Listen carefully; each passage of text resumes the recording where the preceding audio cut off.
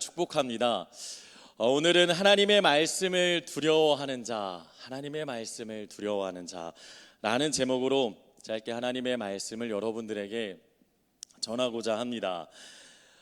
이스라엘 백성들이 하나님 앞에 죄를 범하여 결국 멸망을 당하게 됩니다. 그래서 바벨론에서 70년이라는 포로 생활을 하게 되죠. 그런데 하나님께서는 그들을 잊지 않으시고 그들을 새롭게 하시며 그 땅 가운데 거하는 그들을 불러내시어 결국 이스라엘 백성들은 원래 있던 땅으로 귀환을 시켜 주십니다. 먼저 스룹바벨에 의해 1차 포로 귀환이 이루어지게 됩니다. 1차로 귀환됐던 이들은 다른 것을 한 게 아니라 먼저 하나님의 성전을 쌓기 시작해요. 여러 우여곡절이 있었지만 방해도 있었고 핍박도 있었지만 그들은 멈추지 않습니다. 잠깐의 멈춤은 있었을지 모르지만 하나님의 뜻을 밝히 알고 있었기 때문에 성전을 지었고 그리고 성곽을 완성했으며 그곳에서 제사 즉 예배를 회복하는 모습을 보이게 됩니다. 이렇게 1차 포로 귀환이 끝나고 나서 곧이어 2차 포로 귀환이 시작이 됩니다. 하나님은 이들의 영적 상태를 책임질 어떠한 지도자를 보내고자 2차 포로 귀환을 계획하십니다. 그리고 이때 누구를 보내느냐? 에스라라는 인물을 그들에게 보냅니다. 성경에서는 이 에스라라는 인물에 대해서 이렇게 이야기하고 있습니다. 첫 번째, 그는 율법에 정통한 학자라고 이야기를 합니다. 제가 한번 읽어드릴게요. 에스라 7장 6절에 이런 말씀이 있습니다. 이 에스라가 바벨론에서 올라왔으니 그는 이스라엘의 하나님 여호와께서 주신 모세의 율법에 익숙한 학자로서 그의 하나님 여호와의 도우심을 입음으로 왕에게 구하는 것은 다 받는 자이더니. 아멘. 모세의 율법에 익숙한 학자, 그러니까 정통한 학자였다라는 것이죠. 많은 것을 알고 있고 깨닫고 있는 그러한 자였다라는 것입니다. 또한 성경은 이를 어떠한 자라고 말하고 있냐면 그는 거룩한 열망이 있는 사람이라고 이야기하고 있습니다. 마찬가지로 에스라 7장 10절에 이렇게 말씀하고 있어요. 에스라가 여호와의 율법을 연구하여 준행하며 율례와 규례를 이스라엘에게 가르치기로 결심하였더라. 그러니까 자신이 이 말씀을 연구하는 것, 그것으로 만족하지 않았고 이 연구한 대로 그것을 행하는 데까지 이르렀으며 또 그것으로 끝난 게 아니라 그 열망을 품고 이것을 이스라엘 백성들에게 가르치기로 결단한 그런 열망이 있는 사람이었다라는 겁니다. 이러한 지도자가 포로 귀환 2차 때 예루살렘에 이렇게 도착을 합니다.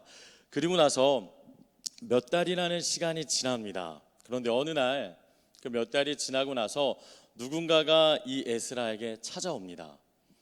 그리고 찾아오고 나서 이 에스라에게 지금 이스라엘 백성이 겪고 있는 아주 심각한 영적 문제를 이야기를 해줍니다. 1절 말씀을 보니까 이렇게 말하고 있습니다. 이 일 후에 방백들이 내게 나와 이르되, 여기서 방백들은 지도자들을 의미합니다. 에스라와 함께 2차 포로 귀환 때 왔던 사람들을 의미하는 것이죠. 이 지도자들이 에스라에게 나와 이렇게 말을 합니다. 이스라엘 백성과 제사장들과 레위 사람들이 이 땅 백성들에게서 떠나지 아니하고, 그러니까 구별된 생활을 하지 않았다라는 거예요. 하나님의 백성이고 하나님의 자녀였음에도 불구하고 이방 사람들과 전혀 구별되지 않는 섞여 지내는 삶을 살았다라고 이야기를 합니다. 그리고 이어서 가나안 사람들과 헷 사람들과 브리스 사람들과 여부스 사람들과 암몬 사람들과 모압 사람들과 애굽 사람들과 아모리 사람들의 가증한 일을 행하여 라고 이야기를 합니다. 그럼 여기서 말하는 가증한 일은 무엇이었을까요? 아주 심각한 일을 의미하는 것이겠죠. 그 가증한 일은 2절 말씀에 곧이어 나옵니다.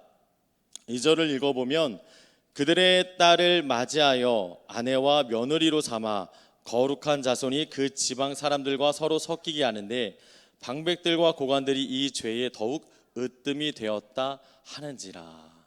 아멘. 이들이 행한 가증한 일은 무엇이었냐면 이방인과 혼인을 하는, 즉 통혼을 하는 것을 의미합니다. 그러니까 이방인들과 통혼을 맺고 결혼을 하여 섞여서 지내기 시작했다라는 거예요. 그럼 우리가 생각했을 때 아니 안 믿는 사람과 결혼할 수 있는 것 아닌가 했지만 당시의 배경을 보면 이것이 간단한 문제가 아니었습니다. 이 문제는 단순한 결혼 문제가 아니었다라는 거예요. 이것은 신앙과 아주 밀접한 관련이 있었다라는 겁니다. 먼저 왜 통혼이 문제였냐면 통혼은 이방신을 용납하는 행위고 이것이 섞여짐을 의미하기 때문이에요. 그러니까 며느리로 또 아내로 맞이할 때에 그 이방신을 믿던 자들이 그냥 몸만 오는 게 아니라 재산만 가지고 오는 게 아니라 그들이 무엇을 갖고 왔냐? 자신들이 믿고 있는 신을 갖고 왔다라는 거예요. 그러니까 무엇이라고 말하겠습니까? 이거 하나만 나 집에다 둘게요. 나 이거 하나만 여기 안방에다 두면 좋겠는데요. 이런 식으로 슬금슬금 이야기를 했다라는 것이죠. 그러다 보면 이 이야기를 듣고 하다 보니 이 신앙이 온전히 지켜지지 못하게 됐다라는 겁니다. 하나님께서는 나 외에 다른 신을 두지 말라 분명하게 말씀하셨는데 이 통혼을 통해서 이게 깨지게 된다라는 것이에요. 또한 왜 통혼이 문제가 되었냐면 두 번째로는 통혼은 하나님의 백성이라는 이 정체성을 확립하는 데에서 방해가 되기 때문이에요. 내가 하나님의 백성이다라는 그 정체성을 망가뜨린다라는 겁니다. 일찍이 하나님께서는 출애굽한 이스라엘 백성들이 가나안 입성을 앞두고 있을 때에 모세의 율법을 통해서 통혼을 철저하게 금지시켜요. 그래서 신명기 7장 1절에서 3절 말씀 제가 읽어드리겠습니다.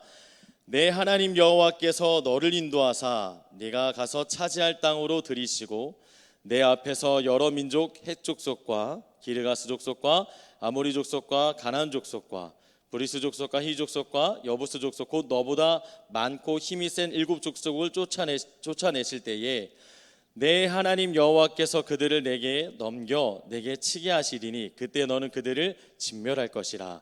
그들과 어떤 언약도 하지 말 것이요 그들을 불쌍히 여기지도 말 것이며 그리고 이어서 말씀하십니다.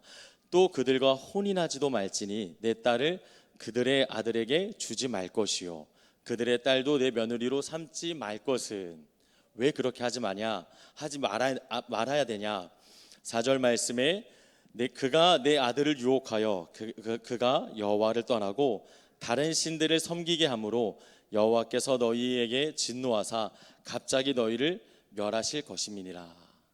분명하게 이 말씀 가운데 금지를 시켰다라는 거예요. 애굽에서 오랜 노예 생활을 했기 때문에 그 풍습이 그들의 몸에 자연스럽게 배어 있었습니다. 다른 이방신을 받아들이는 게 누구보다도 쉬웠다라는 거예요. 그 상태에서 이들이 통혼까지 이어지면 하나님만 섬기는 게 아니라 다른 이방신들도 섬길 게 뻔했기 때문에 하나님의 백성이라는 정체성이 완전히 무너질 것이 자명했기 때문에 하나님께서는 이미 막으셨다라는 겁니다. 그래서 통혼을 하면 안 됐던 거였죠. 그리고 왜 통혼이 문제가 되냐면 마지막으로 이스라엘이 멸망당하게 된 가장 큰 이유 중에 하나가 이 통혼이었기 때문이라는 것이죠. 자, 역사적인 배경을 보면 하나님께서 모세를 통해서 금지시킨 이 통혼, 이 율법이 언제 깨졌냐? 다윗의 아들 솔로몬 때에 철저하게 깨져버립니다. 그러니까 솔로몬이 왕이 되고 나서 그가 한 행동이 멋지고 잘한 행동도 있었지만 하나님의 율법을 철저히 무시한 행동도 했습니다. 무엇이었냐면 첫 번째, 그는 바로의 딸을 아내로 맞아들여요. 바로의 딸을 아내로 맞아들입니다. 자, 바로의 딸을 아내로 맞아들였다. 그것은 강대국을 이용하고자 했던 것이죠. 정략적인 결혼이었고 정치적인 결혼이었습니다. 그러니까 솔로몬의 마음 가운데는 하나님만 의지한 것이 아니라 든든한 강대국이었던 애굽도 의지하는 마음이 있었다라는 거예요. 그것을 기반으로 바로의 딸과 결혼을 했다라는 겁니다. 이때부터 균열이 가기 시작해요. 그리고 솔로몬은 바로의 딸만 취하지 않습니다. 그리고 이어서 수많은 이방 여인들을 사랑하게 돼요. 그래서 열왕기상 11장 1절에는 이렇게 말씀합니다. 솔로몬 왕이 바로의 딸 외에 이방의 많은 여인을 사랑하였으니 곧 모압과 암몬과 에돔과 시돈과 헷 여인이라. 그렇게 말씀합니다. 그런데 이 여인들이 어떻게 솔로몬을 무너뜨리냐면 그 열왕기상 11장 3절에 왕은 후궁이 700명이요 첩이 300명이라 그의 여인들이 왕의 마음을 돌아서게 하였더라. 결국 솔로몬 왕조차, 그렇게 위대하고 대단하다던 솔로몬 왕조차 무너뜨렸다라는 겁니다.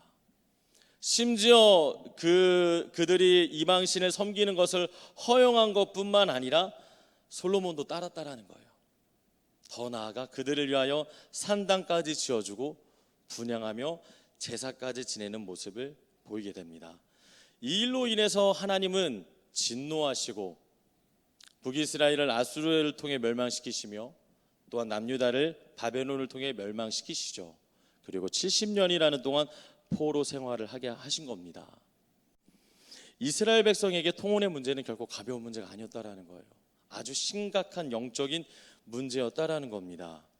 하나님의 긍휼과 자비를 통해 회개하고 그 마음을 돌이켜서 심지어는 이방의 왕들을 통해 물자의 도움을 받으면서까지 복귀했는데, 전적인 하나님의 은혜로 이 땅에 도착했고 성전도 짓고 성곽도 지으며 온전히 예배를 드릴 수 있게 되었는데, 외관상으로는 너무 훌륭했고 잘하는 것처럼 보였는데 그들의 내면은 심각한 영적 타락과 침체에 빠져 있었다라는 겁니다. 에스라는 이 이야기를 전해 듣고 충격을 받습니다. 그래서 3절에 이렇게 말을 해요. 내가 이 일을 듣고 속옷과 겉옷을 찢고 머리털과 수염을 뜯으며 기가 막혀 앉으니, 쉽게 말해 넋놓고 앉았다라는 거예요.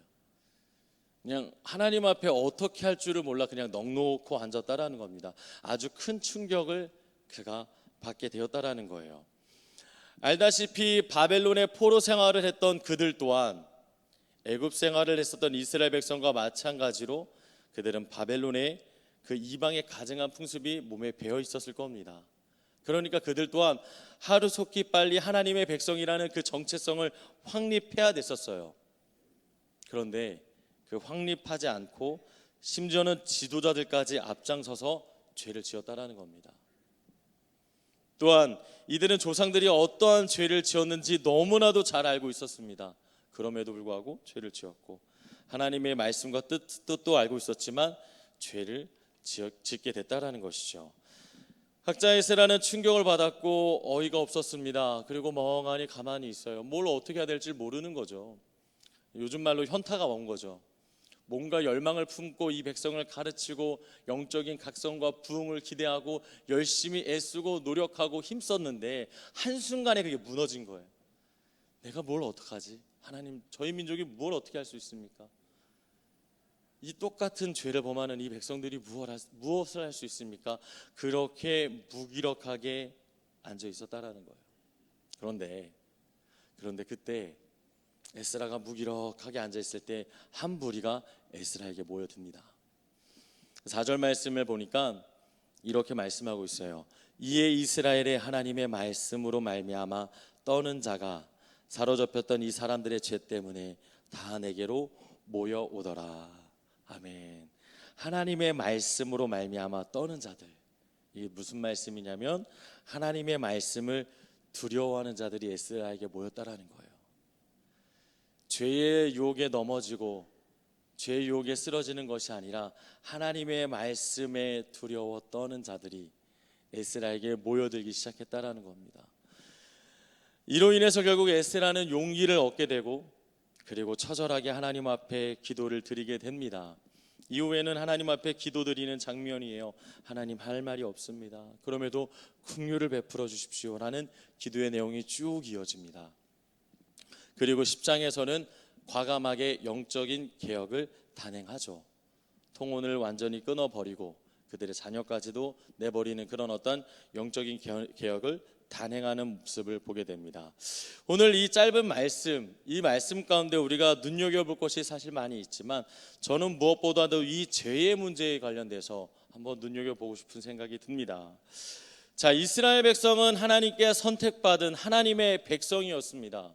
하나님이 너무나도 사랑하는 민족이었고 하나님이 인도하시는 민족이었습니다. 그런데 그들이 방심하고 방관하며 긴장하지 않은 채 살아가니 그들도 모르는 사이에 죄에 빠져 살게 됐다라는 거예요. 오늘날 예수 그리스도를 믿음으로 말미암아 혈통이 아니라 그 믿음으로 구원받아 저와 여러분은 하나님의 백성이 된 줄 믿습니다. 우리는 하나님의 자녀가 됐어요. 그러나 그럼에도 불구하고 우리가 기억해야 될 것은 하나님 품에 가는 그 날까지 우리는 죄를 민감하게 여겨야 된다는 거예요. 죄에 대해 방심하고 방관하고 민감하게 반항하지 않으면 우리도 모르는 사이에 이 죄에 붙잡혀 살아갈 수밖에 없게 된다는 것입니다. 죄를 가볍게 여겨서는 안 된다는 것이죠. 이스라엘 백성들이 안 이랬던 이유가 무엇입니까? 이들은 외면적으로는 매우 훌륭했어요. 성전을 지었고 성곽을 세웠고 많은 핍박과 어려움 속에서도 승리할 수 있었습니다. 심지어 하나님 앞에 온전히 예배까지 드렸어요. 그런데 그 내면은 영적인 침체에 빠져 있는 모습을 보입니다. 이게 오늘 우리에게 시사하는 바는 우리가 외면적으로 신앙생활 잘할 수 있어요. 예배에 빠지지 않을 수 있고 봉사하고 열심히 섬길 수 있으며 누구보다도 헌신을 다할 수 있고 열심히 헌금을 드릴 수도 있습니다. 잘하는 것처럼 보일 수 있다는 거예요. 그런데 중요한 것은 겉만이 아니라 내 내면적으로 정말 하나님의 뜻 가운데 살아가고 있는지가 중요하다는 겁니다. 나도 모르게 죄와 타협하며 살아가고 있는 것은 아닌지, 나도 모르게 적당히 죄를 지으며 죄에 대해 민감한 것 없이 그저 그렇게 신앙생활하고 있는 것은 아닌지 우리의 삶을 되돌아봐야 된다는 것이죠. 이 성경을 보면서 참 무서운 게 통혼이라는 죄는 단순히 통혼에 따로 끝나지 않아요. 우상 숭배로 이어집니다. 그리고 끝없는 타락으로 이끄는 모습을 보게 돼요. 우리도 죄에 대해서 민감하지 않고 영적으로 계속 죄를 짓게 되면 끊임없이 침체하게 될 수밖에 없다라는 것입니다. 죄를 간과해서는 안 된다라는 것이죠. 자, 그럼 우리가 이 죄의 위험성도 알았고 우리의 삶 가운데 이것이 우리가 가만히 두고 보면 안 될 것도 알았다면, 그럼 우리가 어떻게 죄에 얽매이지 않고 우리가 살아갈 수 있을까요? 오늘 말씀에 그 힌트가 나옵니다. 먼저는 하나님의 말씀이 나를 사로잡게 만들어야 돼요. 믿으십니까? 자, 통혼한 자들과 대조되는 무리들이 있죠. 하나님의 말씀을 두려워하는 자들입니다. 이들은 죄가 자신들을 사로잡지 못하도록, 이들은 죄가 자신들을 억압하지 못하도록 하나님의 말씀을 끊임없이 붙들었다라는 거예요. 하나님의 말씀이 삶의 중심이 되었고 누구보다 하나님의 말씀에 민감하게 반응했으며 하나님의 말씀을 가까이 했다라는 겁니다. 그러면 우리 스스로에게 질문해야죠. 오늘날 저와 여러분은 얼마나 하나님의 말씀을 가까이 하고 있습니까? 우리 말씀을 붙들어야 됩니다. 믿으십니까? 여러분들의 삶의 많은 순간에 말씀을 붙들어야 돼요. 누군가에게 보여주고 누군가에게 인정받기 위한 게 아니라 진짜 하나님의 백성으로 살려면 말씀을 매일같이 붙들어야 돼요. 말씀을 묵상하는 것도 정말 필요하고, 말씀을 통독하는 것도 너무 중요하고, 말씀을 듣는 것도 매우 중요합니다.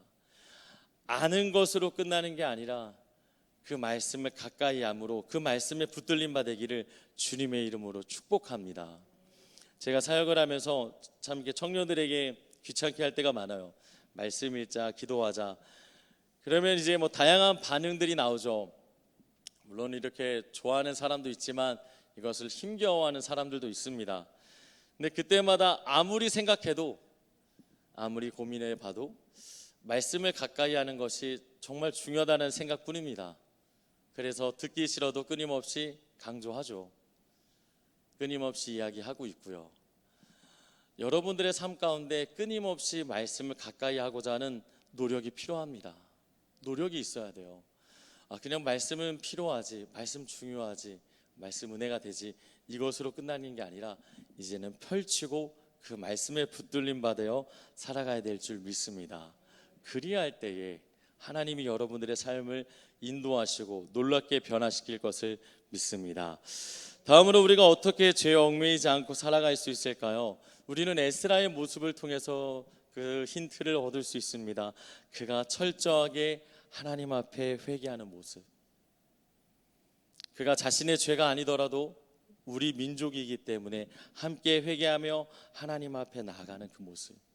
우리가 죄를 지었을 때 내가 그냥 죄를 지었나 보다 하고 멈추는 게 아니라 이 아주 작든 크든 이 죄를 가지고 하나님 앞에 기도를 해야 돼요. 회개 기도를.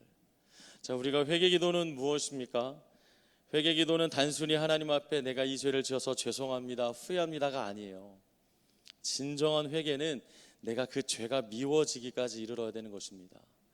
이 죄가 미워져야 돼요.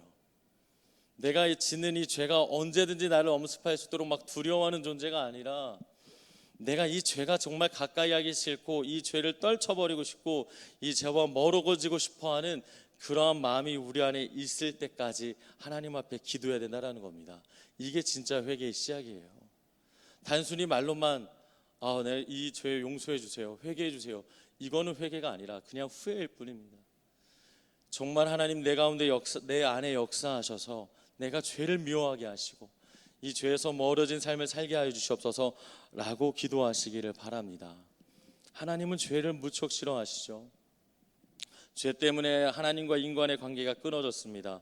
그리고 이 죄 때문에 이 죄를 없애기 위해서 하나님께서는 독생자 예수 그리스도를 보내시기까지 했습니다. 우리가 하나님을 사랑하고 그분을 온전히 따르기를 원한다면 하나님이 싫어하고 원치 안 하는 그 죄를 미워하시기를 바랍니다. 그 멀리하는 삶이 오늘을 살아가는 우리에게 필요한 줄을 믿습니다. 죄는 언제든지 우리를 노리고 있고 우리를 넘어뜨리려 하고 있고 우리가 하나님께 나아가지 못하도록 끊임없이 노리고 있습니다. 사랑하는 성도 여러분, 우리는 끊임없이 하나님의 말씀을 붙들고 끊임없이 하나님 앞에 기도함으로 더 이상 죄가 우리를 통치하거나 지배하지 못하도록 힘쓰시기를 주님의 이름으로 축복합니다. 그렇게 기도하길 바랍니다. 그렇게 간구하고 변화된 삶을 살기를 주님의 이름으로 축복합니다. 기도하겠습니다.